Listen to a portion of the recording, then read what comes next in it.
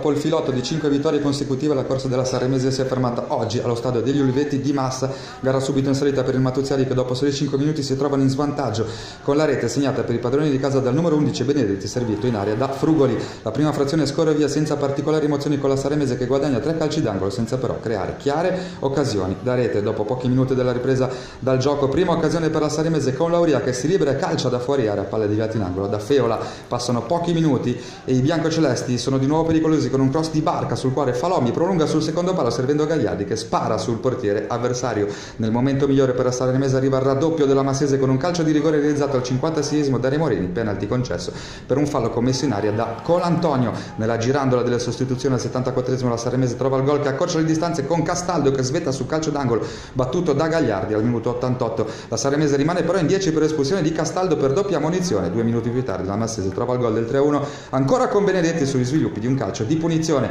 2 giri d'orologio più tardi ed è Falomi a regalare speranze alla Sanremese con la rete sempre su calcio d'angolo, sempre battuto da Gagliardi, ma dopo 7 minuti di recupero il direttore manda tutti sotto la doccia ed arriva così la sconfitta di misura per i biancazzurri che non si sono arresi fino all'ultimo minuto di